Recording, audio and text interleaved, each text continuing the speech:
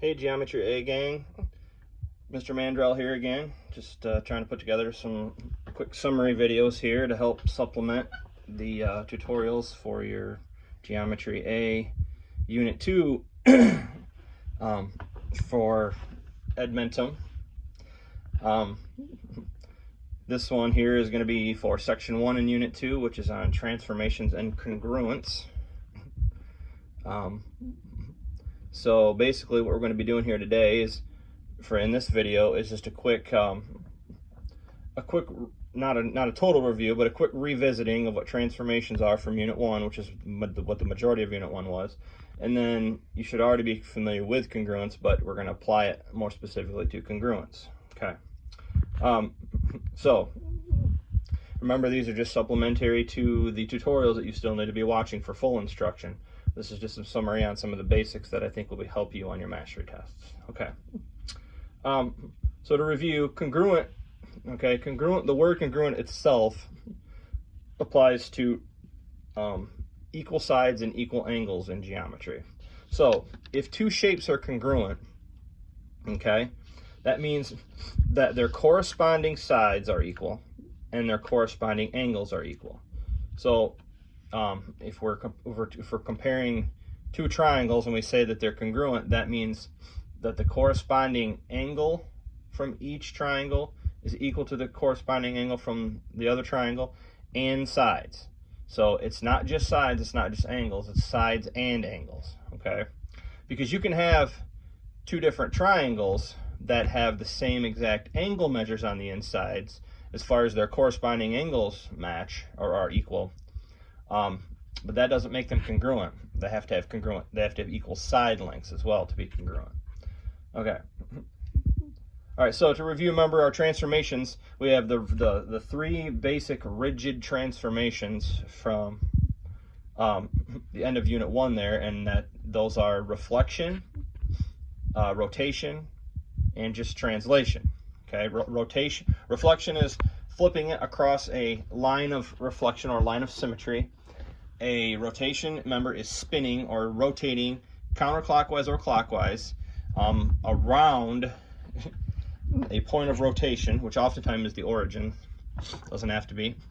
And then a translation is just simply, hey, I want to move it down and right. It's just giving it directions. I want to go down 6 and right 5. Go left 7 and up 2, whatever. Okay. All right. So specifically I want to do two kinds of problems that you might see or are going to be like other kinds of problems you're going to see. These aren't like the only two kinds of problems when dealing with transformations and congruence. When you're doing transformations for congruence, what you're really doing here is you are mapping one shape onto the other, okay? So what I have here is I have two triangles, okay? And you might have a problem like this in your mastery test or in your examples or whatever, and it'll say, show or prove that triangle ABC, the triangle in orange here, is congruent to triangle XYZ, the triangle in black here. Well, I can't just look at it and say, well, they look like they're the same shape, they must be congruent. Yeah, that's true, but looks can be deceiving. When you're doing congruence with transformations, you have to be able to map or move, find a way that you can move the orange triangle with those three different transformations, and sometimes it's in a series, okay? It's not just one, but you have to find a way to move that triangle and end up landing directly on top of the black one, covering it up perfectly. If the orange one maps onto the black one and covers it perfectly, okay, that means it has three corresponding sides that correspond to these three sides, and if they're all the same length, then that means the angle measures are all the same on the inside, which means that they're congruent, okay? So you have to be able to, there's different ways that we talk about congruency. I could go get a ruler and just measure the lines and find out if they're all the same length, or measure the sides. That's one way to do congruency, is to do actual angle measure equalness, all right, or excuse me, side length equalness. But here we're using transformations. So when we're using transformations, we have to move them. You got to move it and put it on top of another one, okay? There's other ways to do congruence, and that is with proofs, which we'll get to later on in the unit, okay? This is all about transformation. So the goal here is to show how can I move this orange triangle and move it to where it's directly on top of the black one. So what we're looking for here is a series of transformations. Sometimes you can just do one movement, all right, and it ends up, bam, right on top of the black one. Sometimes you have to do 3 movements or 4 movements, like do this, then this, then this, and then it ends up there. It's kind of a puzzle, all right? So there's no one just way to do it. That's the unfortunate part, I guess, of this, but it's also kind of the fun challenge in the sense that it's just kind of trial by error. These two here, I will tell you, are congruent, so there is a way that we can map the orange one or give it directions to follow to end up on top of the black one. Okay, so if I look at this, I look at the easiest way to think of this here is I like to find a side here that I can compare to side on the other one. This looks to me, side BC on this triangle is the longest side of this triangle. Okay, and side ZY is the longest side of this triangle. So I really need to try to get BC onto ZY. Okay, how can I get it there? And then the other ones will probably follow suit. All right, if I simply rotate it, BC is going to follow first. It's going to lead the way, and it's going to end up over here on this part of this. So if I did like a 180-degree rotation, right? So a 190-degree rotation would be to here, and then a 180 would be to here. Side BC would end up like right here. It would be in the wrong spot, and then the point of this triangle, point A, would be over here. That's not going to help me. So I need to find a way to turn this one over and then spin it. So I need to flip it over so it's like upside down, so point A is down here. Okay, something like this, right? So point A is down here, and then I can rotate it to where point A becomes point X, because the top of the triangle is kind of like the top of this. The point A, the point away from line BC is corresponds with point X, the point away from point ZY. So I think what I'm looking at here is I need to do a reflection. So remember, this is my X-axis, and this is my Y-axis. So I'm going to reflect triangle ABC, the orange triangle, across the X-axis.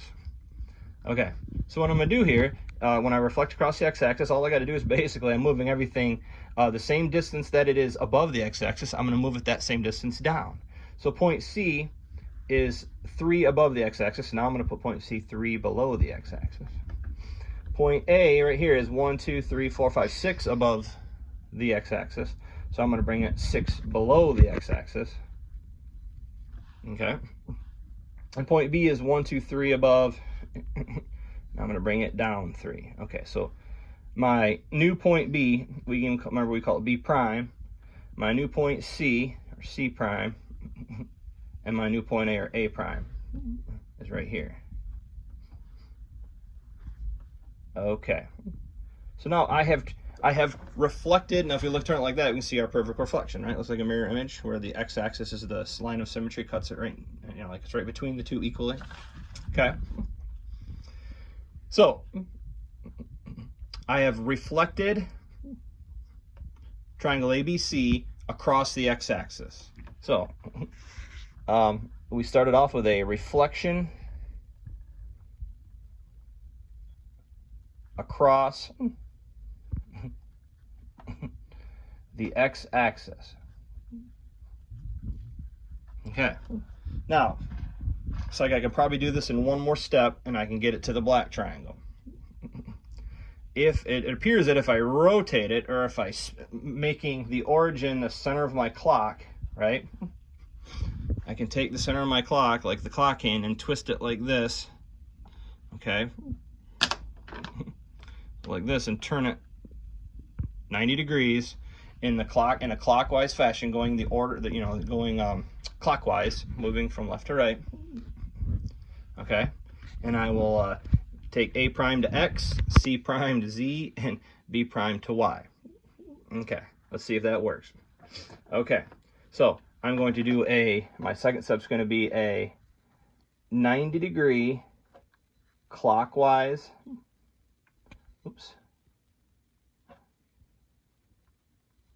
rotation about the origin, because we're spinning about 0.00 here. Okay. All right. So remember, the rotations are, if this is over 2 down 3, so from point B is, instead of being over 2 down 3, it's going to be over 3 down 2. We flip it. So instead of right 2 down 3, we go left 3 down 2. Boom, and it ends up right there on point Y. So that becomes my B prime goes to Y. And then point A is at 1, 2, 3, 4. Yeah, 1, 2, 3, 4. Yep. So right 4 down 6.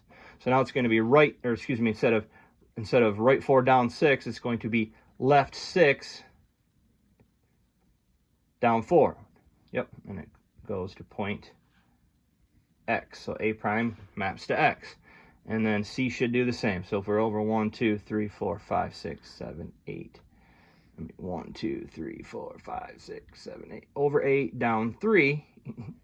That's going to become over 3, left 3, down 8. 4, 5, 6, 7, 8. Did I miscount here? No, I'm good. Okay. All right. Yeah, I did. I put my Z in the wrong spot.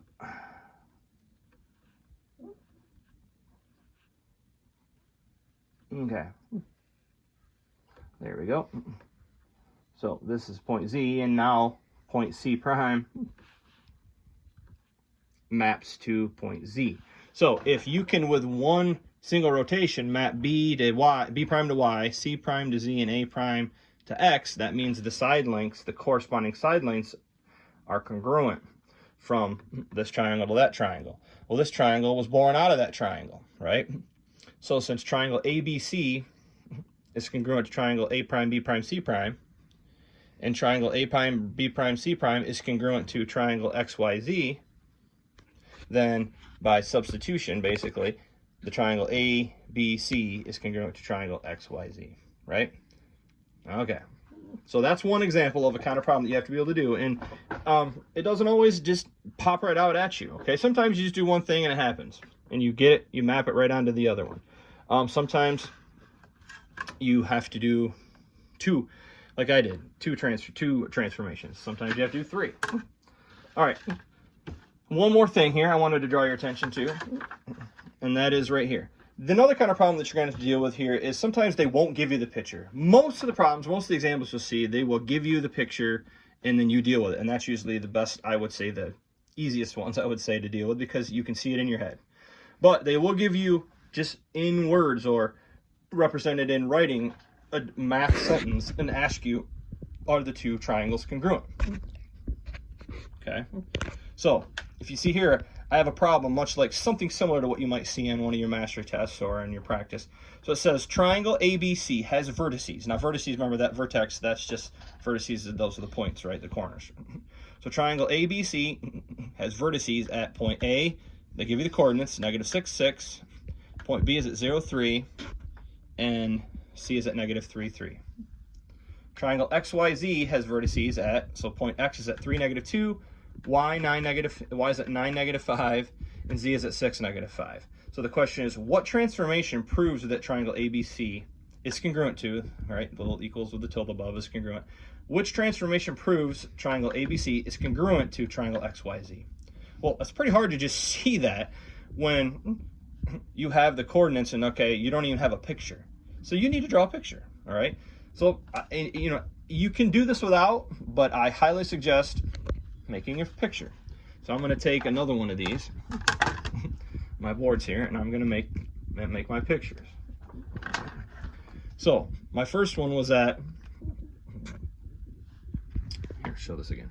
Triangle ABC is at, A is -6, 6. So I'm going to go there, go to -6, 6. So left 6, 1, 2, 3, 4, 5, 6, and up 6. 1, 2, 3, 4. So there's my point A. B is at 0, 3, so we're not going to go left, right at all. We're just going to go up 3. There's point B. and C is at negative 3, 3. So I'm going to go left 3 and up 3. And here's my triangle. There's point C. I have triangle A, B, C. Okay. So there's triangle ABC. So all I did was graph these coordinates up here, right? Now, I'm going to do the same thing for triangle XYZ. And then we'll worry about what transformation it takes to make these two map onto each other to be congruent. All right, X is negative, excuse me, is it 3, negative 2? So that's going to be right 3, down 2. There's point X. Y is at 9, negative 5. So we're going to go right 9, 6, 7, 8, 9, and then down 5. Okay. And Z is at, finally Z is at 6, negative 5. So 1, 2, 3, 4, 5, 6 to the right and down 5. Be right here. So that was X, here's point Y and Z. So I have triangle X, Y, Z. Okay. Now, all right, so let's focus here. They look congruent, right? But we can't just say, hey, they look congruent, they must be congruent. We have to prove that they're congruent by proving that this triangle, triangle ABC, can be moved in some way, can be mapped over to and fall directly on top of it and cover it up. Then we know it's congruent. Then we've proved it's congruent, right? Doesn't really matter what you can say, it's what you can prove. Okay, so as I look at this, this is my starting point, and I want to try to get to here. So, is this going to be simply a flip, like a reflection? No, because of the fact that if I flip it, that's not going to help because it's going to flip it upside down. I see now that it appears that line AB and line XY correspond, right? They're like the long sides of each triangle. So I need to try to get line AB, side AB, to fall on top of side XY. So we don't really want to, I don't want to turn this one over. It's going to be in the wrong orientation, right? Now, one thing I could do is I could flip it here and then flip it there. But again, that's going to be in the wrong orientation because once I flip it down, then it's going to look something more like just rough sketching here. So it's going to be like this, right? And then when I flip this over here, so if I do like a double reflection, like I reflect it down and then reflect it over, that's not going to reflect over correctly onto the right spot. It's going to be like over here, backwards. So that's not going to really help me. What about a rotation? If I spin it, let's say I spin it clockwise, this would obviously 90 degree clockwise is going to take it here, and then if I bring it down here, spinning in a circle, well, that's going to take this and it's going to spin it around, and that long side AB is going to be in the wrong side again. So really what this is actually a simpler transformation than the ones we did in the previous problem where we had to do some reflecting and rotating. If these are in the same orientation, then actually what we just need to do here is a translation. It just needs to be moved. This is in the same orientation. ABC and XYZ are in the same orientation in the sense that side CB corresponds with side ZY. They're both, as I count just the marks between Z and Y, they're both 3 units long. CB is 3 units long, right? So I just need to take and I need to get CB to sit on top of ZY, and the other should follow suit. And this is pointing off to the left, that's pointing off to the left. So I just need to move it over there, right? Just get it down there by moving it over. You can move it right and down, or you can move it down and right, or whatever, okay? So this is not going to be a reflection or a rotation, it's going to be a translation, all right? So this is just a single transformation. I'll do this all in one step, basically. So we need to move, let's just focus on one point at a time. Let's focus on point A and point X. Point A, we know the coordinates for point A, they were given to us. It is negative 6, 6. Okay. And the point X, the coordinates are given to us. They are 3, negative 2.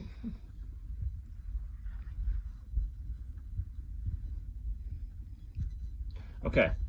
So, basically, I just need to decide how much do I need to go over. Let's do our, since we do X coordinate work first usually, let's go right and then we'll go down. So if I start at point A, how much do I need to go right to get in the same vertical line, same axis more or less, as point X? Well, that's going to be like right here, right? I need to basically come to this dotted line. I start here, I go 1, 2, 3, 4, 5, 6, 7, 8, 9. So this is a movement 9. Now is it a positive 9 or a negative 9? I'm going to the right, so it's a positive 9. So I'm going to add 9. All right?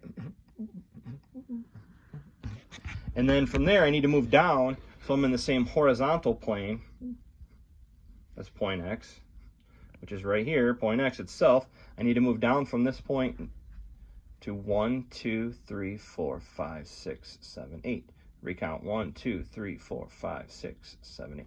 So I'm going to move down 8. So we want to go plus 9, and then we want to go down 8 for our Y change, which is negative 8, right?